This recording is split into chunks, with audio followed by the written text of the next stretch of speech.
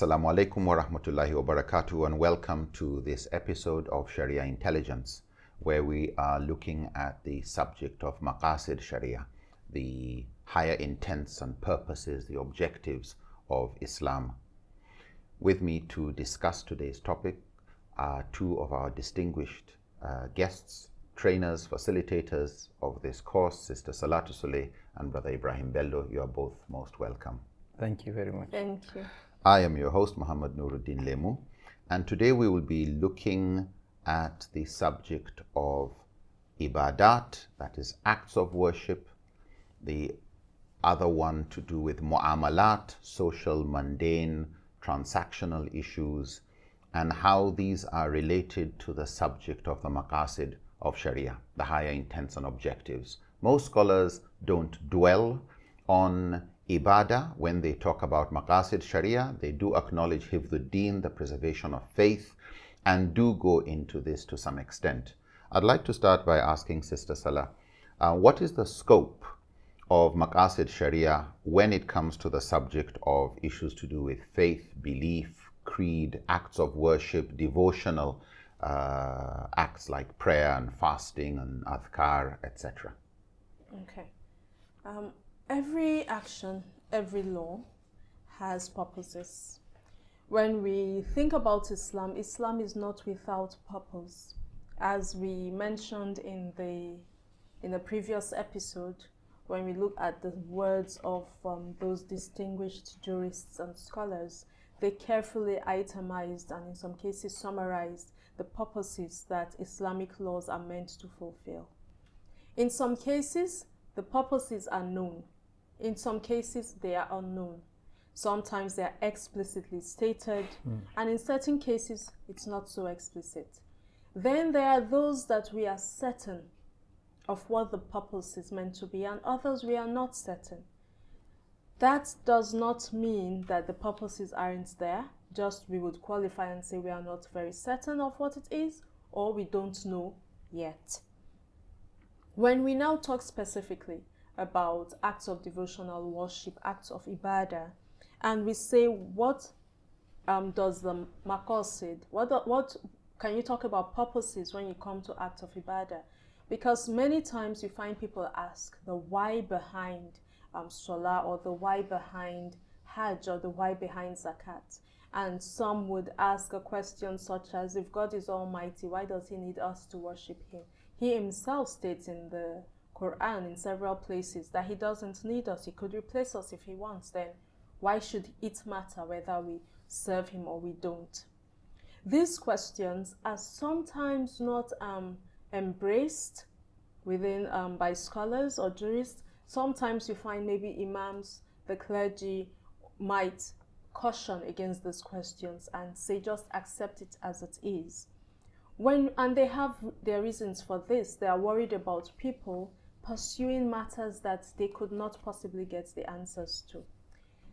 On the other hand, when we look at the Quran, we look at the Hadith very closely, we will find that there are times when the purpose, the why behind an action is explicitly stated. We find that there are times when the benefits that is being addressed is of, we could say, temporal nature, and the benefit being put forward is more of something to do with al-akhirah, the hereafter, not so much a matter of this world.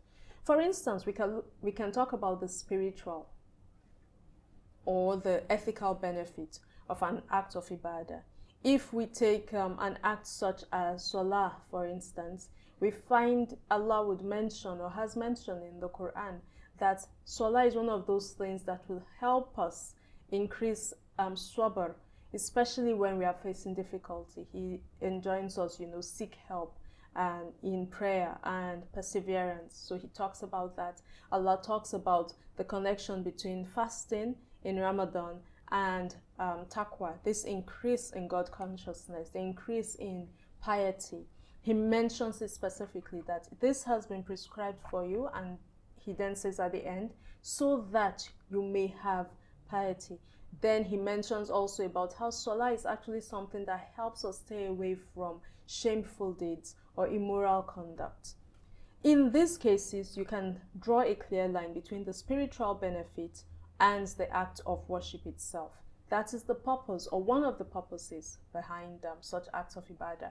When you look at the ethical side and you say, if one is conscious of God, what does that mean in practice? And that's where you start talking about ethics, ethical behavior that is grounded not in I think or I feel, but in a sense of accountability to one who is beyond oneself, one higher than even what an ordinary person might be able to say or do to you. Based on this reason, some scholars have actually taken time to explore these benefits of acts of ibadah, and they use terms such as inner dimensions or secrets of worship in their works. Scholars such as Ibn Qayyim has done work on that, as well as Abu Hamid al-Ghazali and a number of others, and even Musharraf Hussain, a more contemporary person working in this field, of going into these acts of ibadah which we have accepted as part of the faith, but trying to break down, starting from those explicit verses and ahadith, what is the benefit behind these acts of worship. Then we now come away from the spiritual side. We come away from those who are speaking from a religious point of view. And we say, let's look at those people who are not speaking from the point of view of religious science or Islamic sciences. Let's even look at the findings of people that are not even Muslim or that do not affiliate themselves with any religious group or sect. And what are their findings? I think if one does a quick search of benefits of fasting in Google, a lot of the hits you will get are not based on religious work. They're actually based on people studying the effect on the body of fasting. And what they have found is that there is benefit. There are beneficial results when someone fasts, whatever that form of fasting may be. And some will state it quite clearly that from their research and studies, it could be this kind of fasting, that kind of fasting, that kind of fasting. But they say fasting at intervals is actually good for the human being. Some of them studied specifically Muslims fasting in Ramadan and found benefits are listed there.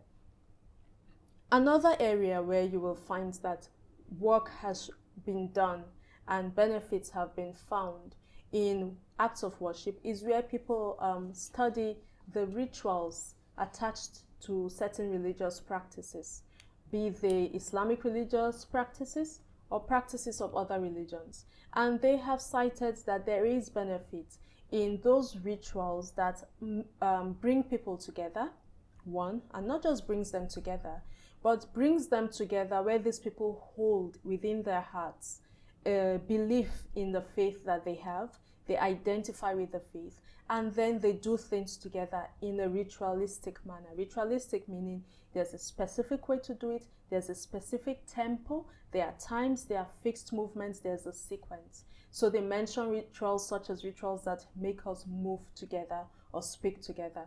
And one of the writers or workers in this field, the experts, his name is Destin, who actually wrote a book on it, how God works. And one of the cases he cited, or examples, is the Muslim prayer, which has that thing of we stand together and then perform salah together, making the movements at the same time in the same way, what we call jam'i.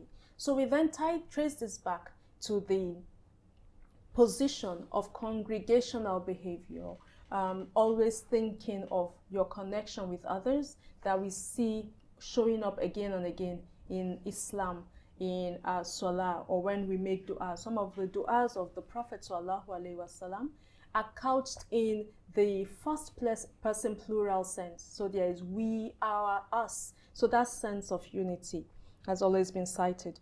Then we also see people talking about the benefits of Hajj, how it helps people be in this place, move with others, and develop this sense, this keen awareness of the equality of all human beings, regardless of color or race or status.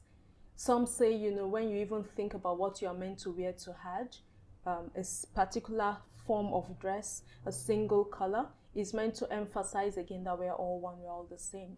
A famous case is Malcolm X, who accepted Islam joined a group where it was considered okay to have inclinations or tendencies that were, anti-white. Not anti-racist, but actually anti-white. When he went on Hajj for the first time and experienced the feeling of being there with people from different races and tribes, people of a skin color that he would be, prior to that, he would not want to be with them, but to mix with them and have them even treat him well.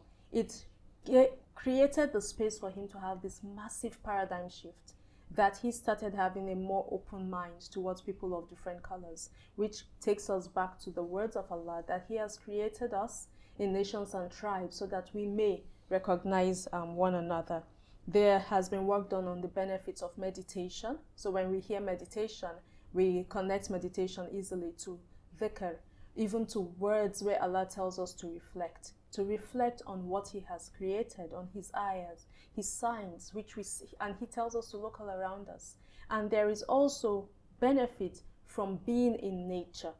So we see that even work is showing that there is benefit, there is a purpose behind these acts of worship. So even where we cannot specifically say, here is the benefit based on text, but by studying, by understanding, by opening up our minds, by using the intellect Allah has given us, and then connecting back with the revelation, we are able to highlight some benefits. One other aspect I think that is important here when we talk about what have recent findings helped us to see is that when people talk about, dealing with anxiety and depression, studies show that if a person believes that there is a higher power, a higher entity that is stronger than one, more able than one, and you take your problems in a metaphorical sense and you believe you have placed them with a higher power, that it actually reduces stress.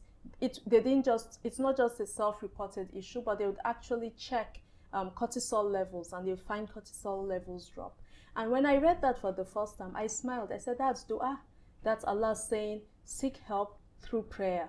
That's exactly what he was telling us to do. Then there's the benefit of gratitude and forgiveness and compassion. There's, a lot of work there. We don't even need to cite one after the other. Just by checking Google, one would see. For this reason, therefore, it's a case where we say it's easier, in a sense, to talk about the benefits as we can understand them within the ambit of human experience, even though it may not always be easy to talk about the reason for an act of ibadah. Right? That's where we have a limitation, because Allah, who says do, sometimes gives us the chance to know exactly why, and then there are times when it's not explicit. And as we know, the silence is not because we don't deserve to know, but the silence sometimes is Allah's mercy, and the silence sometimes is to help us explore these issues ourselves. It's not every single thing Allah has dotted, and crossed the I's, but he has told us again and again, reflect, think, use your akal, use your intellect, travel, you go out, you do some of the work yourself. What educators will call, you carry the cognitive load. When you find it yourself, even the person who has doubts is more ready, I think, to accept the fact that I strived, I went out, and I saw, that's the reason why. This is really interesting, because as you've rightly mentioned, when we see some of the material coming out from neurosciences, from cognitive psychology, from social psychology, from a lot of fields where people are actually studying various aspects of religion and religious practice, what seems to be coming out is that there's benefit in these, and it benefits some people more than other people. Some people need more benefit in one area, the social side of it, the belonging to a community. And so in probably response, as you've already mentioned, there are benefits for the worshipper in worship. And while some of these we can see, some are obvious, some of them we need to search. And probably this is alluded to in the verse of the Quran where Allah says, and we will show them our signs. Allah is, letting us understand that there are signs, messages, things to learn that are useful to us over the horizons and within ourselves. And I think as people have tried to study the human self better, they have actually started to realize that some of these articles of faith, some of these aspects of creed, of beliefs, are actually useful for us. Some of these acts of worship and devotion are actually useful for us, not just in the hereafter as a source of reward, but also in this world. And so probably in response to the question, why does Allah want us to worship? It's because it's actually good for us. It's not what's in it for Him. For Him, it's for us. Precisely. We are the beneficiaries, and it is out of His rahmah, He that created us, that has given us these. It's interesting actually, if we, as you said, sometimes a simple Google search, in so many studies, it shows that people who believe in God are happier than people who don't believe in God, just from secular studies by scientists. And the question is why? Of course, that is very discomforting for atheists and agnostics, but I think there is a reason, and the more people study, the more they appreciate. I'd like to ask Malam Ibrahim, of course, some scholars are hesitant. They're not too comfortable with looking at the maqasid of ibadah, even though they acknowledge its existence. What more can you say on this subject? Yeah, it is true that there are benefits in ibadah, and of course, because we trust God. But I think the key aim of worship from the religious perspective is while all these benefits are there, but they are just side benefits. The essence is submission to the will of God, connecting to God, obedience to Him, worshiping Him. Even if we don't see the obvious benefit now, we trust. And we know it's one of our essence of being in the world. And through that, we develop what we can call more spiritual immunity. And that's why people like Imam Shatibi stated that the default on issues regarding ibadat, worship, is literal compliance. Al-ittiba, as simple as that. Because you may continue going on and on to mention, but the broad general aim is actually taqwa, like I say, piety. Because sometimes, okay, look at it, number of rak'ats. And that's why scholars prefer to say things on this area of belief, okay, and some of these beliefs that are more metaphysical we don't see, is what? Just comply, accept it from God. Once we trust it from God, comply. The number of rak'ah. Jogging, Umar cited the history of how the jogging came about during the rite of Hajj. And somebody asked now, is that still relevant? He said that is worship. We don't change it. Going to throw stone at Jamarat, it's just a sort of solidarity to what Prophet Ibrahim did when Satan was tempting him. But because it has become a religious rite for worship, we do it. A number of other things include like ablution, like the number of rak'ah we pray, like why we fast, like why we even go for Hajj. Okay, all these things are worship, and the essence is God wants us to do it. While we may realize many health benefits in fasting, but broadly speaking, God told us that what? لَعَلَّكُمْ تَتَّقُونَ, so that you might become pious. So on areas of ibadat, scholars are more comfortable saying, please comply. Avoid unnecessary creativity. Yeah, because creativity might open door to more debates, and it will seem to defeat the essence or the intent of ibadat. Not really too productive. Productivity should be more when we are creative on areas other than ibadat. Because Allah subhanahu wa ta'ala told us, Al-yawma akmaltu lakum dinakum. And on many religious rites, the Prophet ﷺ will actually say, do as you see me doing. Well knowing quite right that this Islam is meant to stay till the end of the world.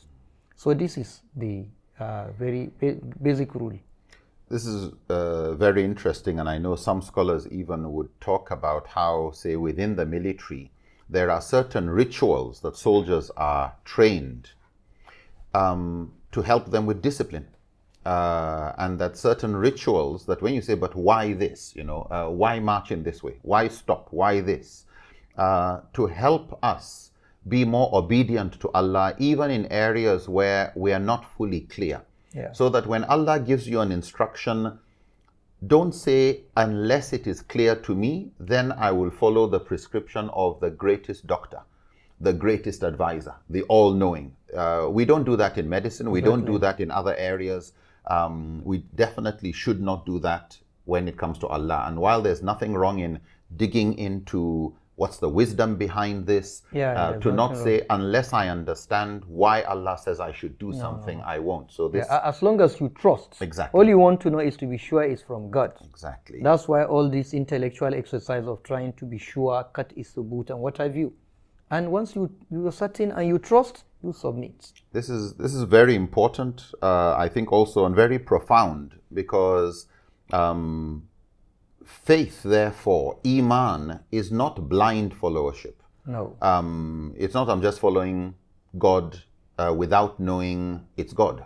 It's probably, as you mentioned, it's about trust. The way you trust and have faith in your doctor. Or your teacher, because this none is worthy of that submission to except Allah. No. I'd like you to look now at the. Sorry, if I may, I think it's interesting, this whole relationship between faith and verification. There's the aspect that he mentioned of you carry out intellectual exercise to be certain that something is from God, and when you arrive at that point, you then move forward with faith. And when you are moving forward with faith from the Islamic perspective and you go into the Quran, you believe these are God's words, then you find those words themselves telling you, you do believe. Now go forward and look further, dig further. So from that perspective, a Muslim moving forward with faith, who maybe is studying the human body, is studying history, is studying human interaction and relations, keeps in mind that God has already said, go and search. So whatever they find, if it doesn't quite help them understand God better, they know, go and look again. Which is different from the perspective of someone who says, I don't believe, I don't trust, and starts to dig and investigate. Such a person might be like the person who goes forward with a closed hand, yet is hoping to grasp something. So that's where that important interaction, that on what basis are you searching, are you investigating? On what basis are you asking, tell me the benefit, that, show me how you raise the dead. Just for this, my heart to quieten down on that question. Excellent. Malam Ibrahim, what is the scope of this subject of maqasid Sharia when it is applied to mu'amalat? We know of the limitations. Scholars would, not want to really talk too much about the maqasid or the objectives, or this is the reason. They prefer to talk about this is the benefit, or these are some of the benefits, or what we know of the benefits of certain acts of worship or beliefs. What is it like when it comes to mu'amalat, social transactions, mundane, worldly issues? Now, when it comes to mu'amalat, non-worship, they're religious. I prefer not to call it non-religious, but they are more interpersonal interactions, our social transactions, mundane issues, and others. The golden rule is purpose and goal. Like, we look at the purpose and the intent, the rationale behind it is always important.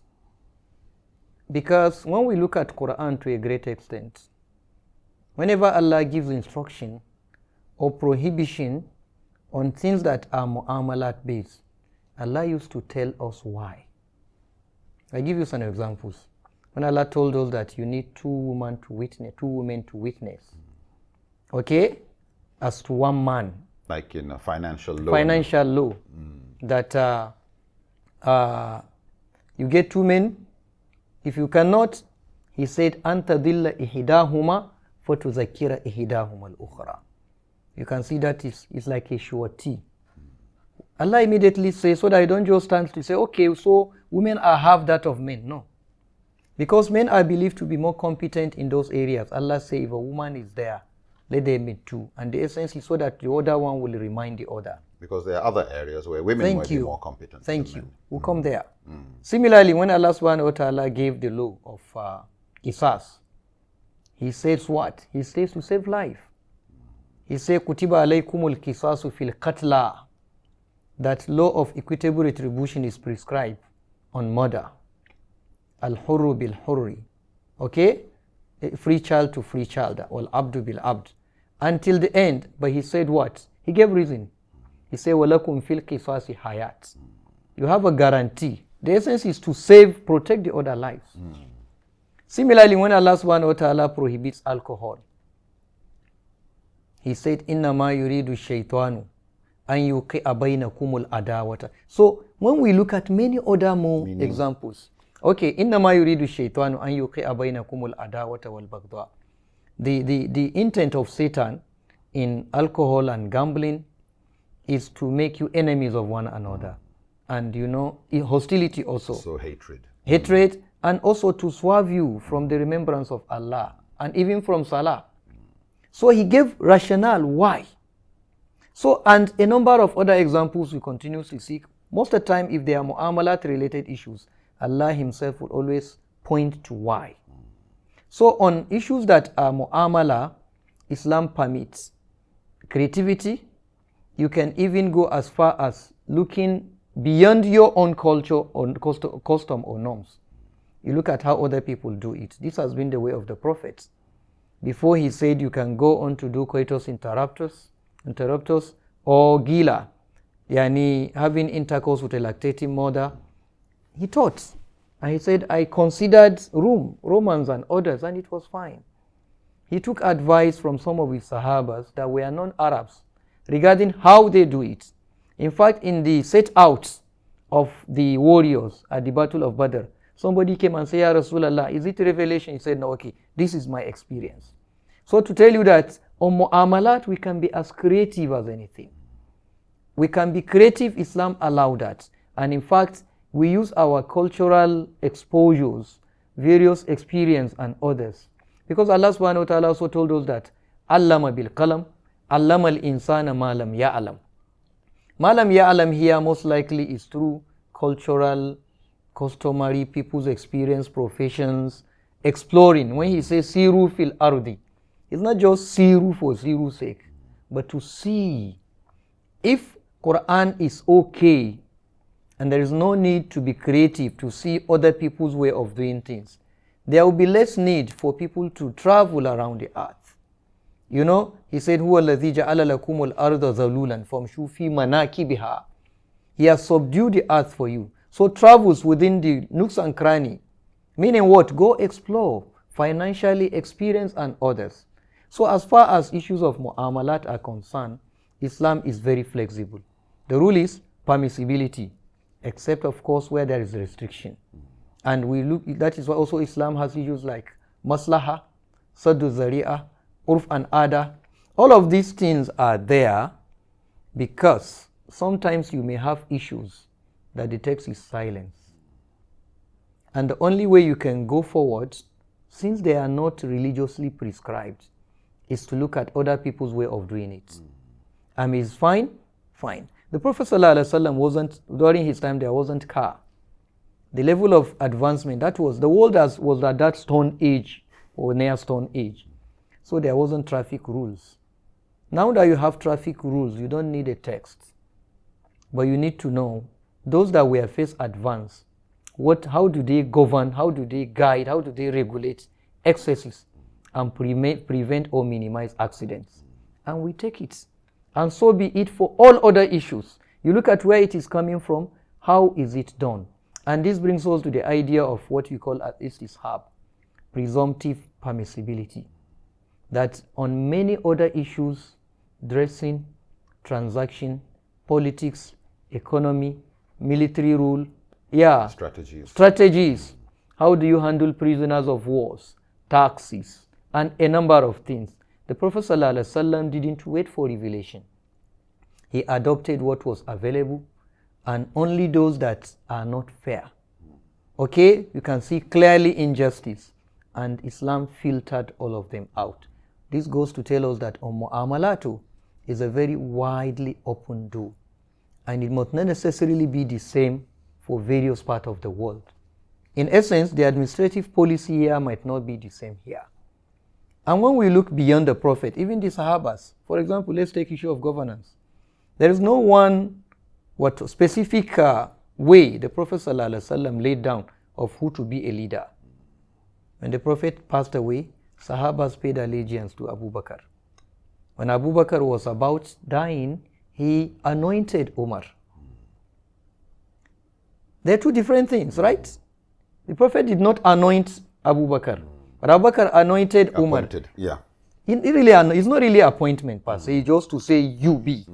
Now, when Abu Umar was about to die, what did he do? He constituted a committee to tell you have some flexibility. These are mu'amala issues. How does one become a leader is not the issue. No. It's about the quality of who is the leader. That's what Islam is concerned about. So all of this gives us the bigger picture of this issue of maqasid has much more to do on mu'amala related issues. And I think probably quoting Imam Shatibi, which you did earlier, that when it comes to acts of worship, the default position of Muslims should be that of compliance, whereas when it comes to mu'amalat, the default should be that of considering the maqasid. In other words, when any rulings are going to deal with mu'amalat, look at the maqasid, just in case maslaha or other factors would need to come in. Sister Salah, what would you add to this discussion?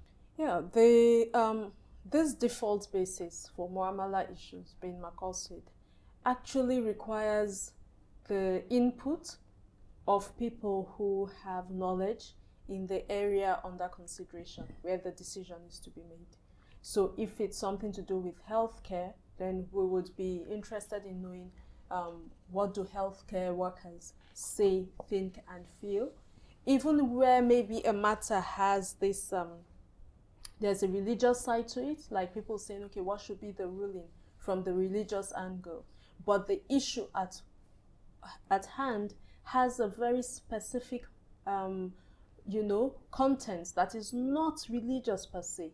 For example, if we think about issues to do with the debate over female circumcision / female genital mutilation, we take the example of what happened with the scholars of Al-Azhar in Egypt when the debate was going on, and they wanted to give a ruling. They understood that yes, you can look at this text, you can look at that, you can look at that, but they also acknowledged the dhanni element, the ambiguous element in the available text.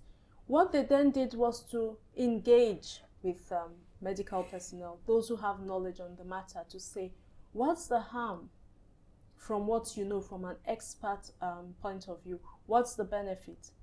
And even where medical personnel were trying to say, but the text already says or whatever, they said, there's we call it division of labor. We deal with the usul side and the tools and maqasid and all of that, but you give us the empirical facts. What's the harm? What's the benefit? And it's when that was done from the medical experts, then they used that knowledge, that information, to come to the conclusion that the harm outweighs the benefit. Therefore, this practice, no, it's not acceptable. And we would see that conclusion echoing the clear statement of Allah that we find in the Quran regarding alcohol and gambling. When Allah said, they ask you concerning khamri and maisir, and Allah said, tell them that there's benefit in them and there's harm in them. But the harm outweighs the benefit. So abstain from these things. Another example is when we see arguments even over vaccines. Should you take this vaccine? Should you not take that vaccine? And you might have, a lot of suppositions, claims, what do they call them? These conspiracy theories around vaccines. But when fatwa councils, when mujtahid want to make a conclusion, as they have done before, they ask for facts that use common sense. Let's talk about what facts are real and then give a decision based on that. It's therefore important that when we speak of creativity in this field of mu'amalat, and we're talking about the maslaha, the benefit, we're talking about the maqasid, what would be the purpose behind a certain thing, that we get empirical and solid evidence to guide us towards actually being able to identify very clearly with, certainty that this is the benefit, that is the harm, and what is the weight before taking a decision. So the search for the maqsad in any matter involves knowledge from various fields. Again, a balance of knowledge. The knowledge of the religion and knowledge of, you could say, the dunya. And the impact of, Impact is this assessment as beneficial well, or yes. is it harmful? Has it brought benefit or harm to other places before Just as those we examples adopted? given, yes. Al Ibrahim, what would you add to more kind of cases where this area or this subject area requires, really looking into by experts of that field? Yeah, you have a number of debates on this issue of gene exorcism and psychological disorders. People easily conclude that they are spiritual, that you have jinn and you do ruqiyah. Well, we're not negating the power of ruqiyah because of the spiritual power of Quran. But there is much more to do. They need to get more experts into that area. You've got other areas like medicine. Some of these things we call prophetic medicine are not necessarily prophetic per se, but were what was available then in his own era and where he was. Some were not necessarily his own invention. They were there before he came. And sometimes he even sought medication from non-Muslims. If the Prophet sought medication from non-Muslims, it goes to tell us that all you need is expertise. Umuru duniyakum is not about religion. Similarly, these areas can be explored, these forensic science, on a number of things. Interesting a criminal. If you want to get a criminal, or even in some rape and cases of sexual abuse, technology has taken us to a level where with forensic science you can get nearly every detail, because there are some things about genetics, in genetic engineering that is just exact. So I think the need for scholars to come. Even these debates on, citing the crescent before the Ramadan issue, I think we need to differentiate between Gaya and Wasila. Use of technology is just a means. It's just trying to refine what your eyes can do better. But the Gaya should be our concern. Gaya meaning? Meaning the objective. What's the essence of people going out trying to strain their eyes when you can do it with technology better? So a number of these issues, Muslim scholars should come back and differentiate between things that were religiously prescribed by God and His Prophet. They are thawabit, we call them. You need fixed, you can change how you pray, the number of rakah, how you do ablution, all of these things. And those other things that there is flexibility. Okay, so a number of other issues, security issues. There are a number of things that people who study, photogrammetry, land survey and photogrammetry and some of these issues, they laugh at Muslims when you say you're still looking for crescent, you have difference, like these things can be calculated to the last second. It's a study. If you know it, you know it. I think it's high time Muslim scholars start considering those kind of issues, even in issues of security. There is not any fixed way the Prophet ﷺ designed his security system. He had Sahabas, but he took advice from nearly everybody. So we can look and learn from others. And a number of other non-religious issues that all we need is to get expertise, economy, administration, policy, medicine, a number of things, including, treatment of diseases. There is nothing wrong with what has been scientifically proven method to be effective way of managing an illness. As long as you're not doing haram, you're not using haram. And sometimes even if it is haram, Islam may tolerate some things if that is the only way because of the rura. Yes, sir. This is interesting. Salah, what would you add to this discussion? I think as we talk about this issue more, we come to see that it's going to be quite difficult for a single mujtahid or mufti, in some cases, to take a decision based purely on this is what happened in the past, these are the rulings that are already existing. That more and more it becomes important or necessary, highly recommended, that groups be set up consisting of people who are experts in their fields to become shura councils.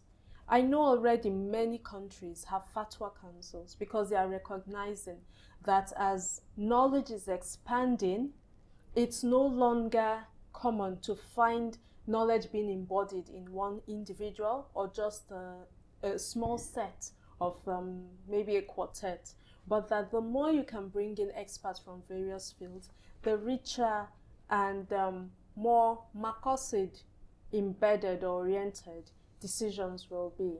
I think that's something to strongly consider.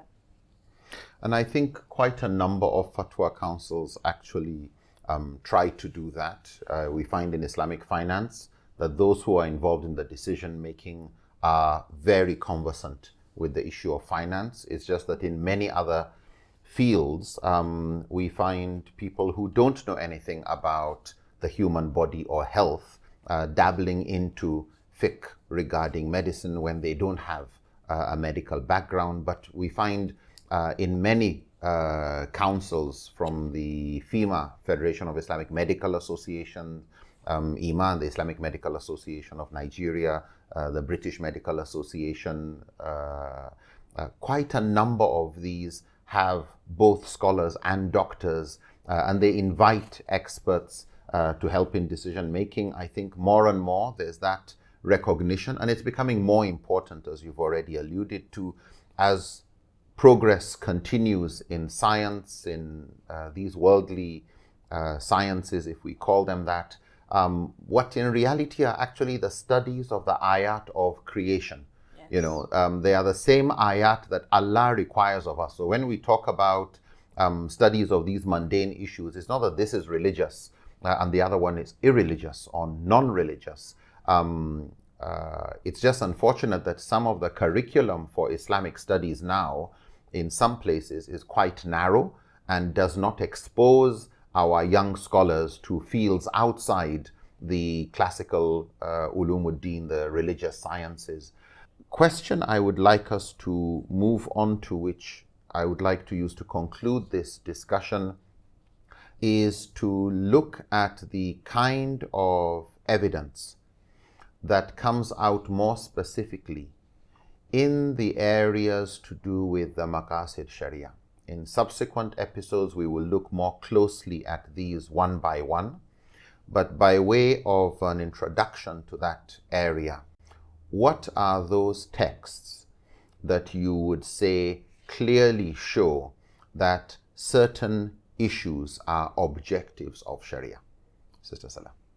When we look for the texts that support this, as we mentioned before, that the maqasid of sharia are grounded in textual evidence that actually have the level of tawatur, meaning there are so many of them independently alluding to the same thing. So we have numerous places where Allah mentions the sacred nature of life, where he talks about that's one of the qualities of those who become Muslim, those who, you know, do not actually take a life other than what is, right. And by right or by justice, it actually means they go through a process of witnessing, and it's not done just because. Allah also mentions repeatedly this whole idea of not invoking any other than Allah. And he would say things such as those who invoke other than Allah and say this is what we found our fathers doing, that who gave you authority for that? There Allah is talking about this hifdud din, the preservation and promotion of deen, religion. Allah also mentions repeatedly the importance of kin, of one's relations, and the importance of that parent-child bond, and the preservation of the knowledge of who is my father, who is my mother, who are my people. Allah highlights this factor repeatedly, which connects with Hifdul Ahl or Hifdul Nasl and so on. When Allah also talks about, wealth, the acquisition of wealth, the distribution of wealth, when he mentions that even when it comes to the distribution of spoils of war, it shouldn't be done in such a way that wealth just circulates among a few people.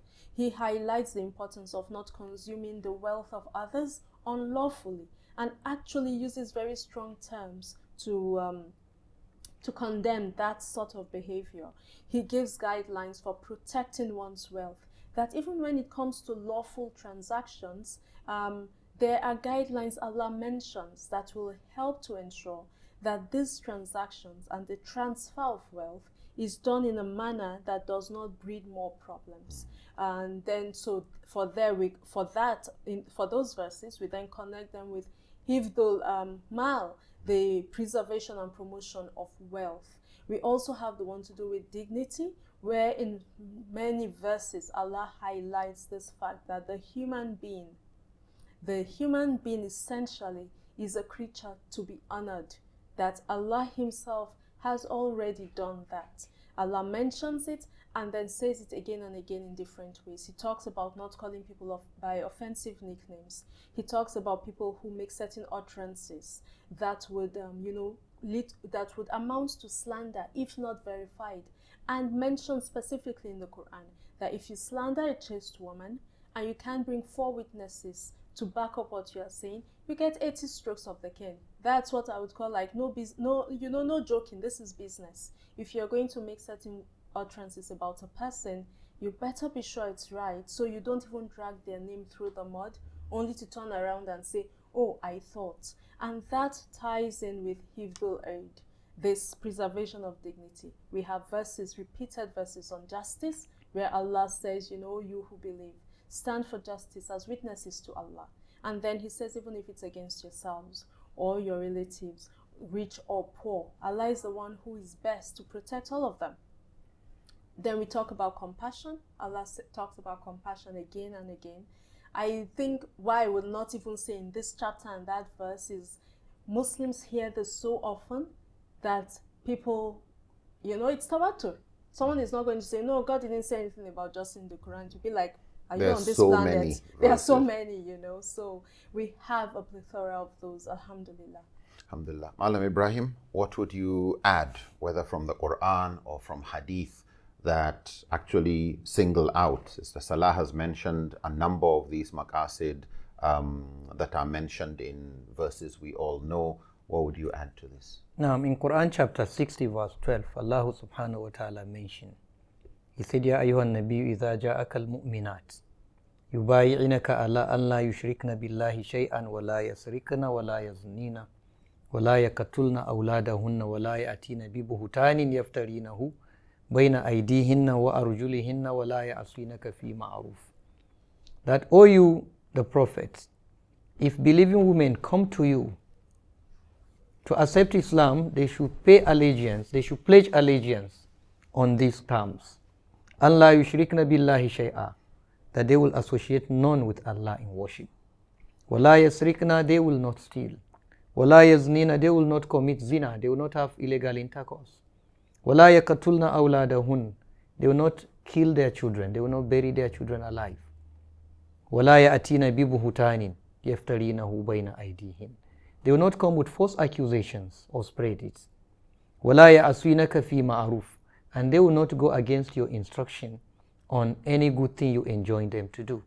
Allah says, if they fulfill all of these, فَبَايِعْهُنَّ, accept their allegiance. Meaning, if that is, before you come into Islam, you say, these are our terms. It tells us that this is what religion stands to protect. And it was not just on Muslim women. Same thing was reported by Ubadah bin Samit, who was a team leader among the people of Medina. He partook in the Battle of Badr, that the Prophet ﷺ said to his team members that you will swear allegiance to me on the same terms mentioned.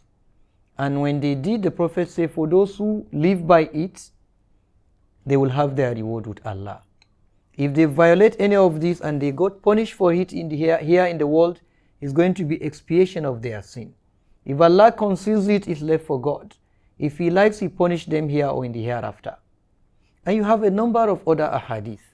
The Prophet ﷺ said, Kullul Muslim alal Muslim haramun, damuhu wa maluhu wa irdu. Between Muslim and another Muslim, these three are prohibited. His blood, meaning you don't kill innocent person. His wealth, you don't take his wealth illegally. And his honor.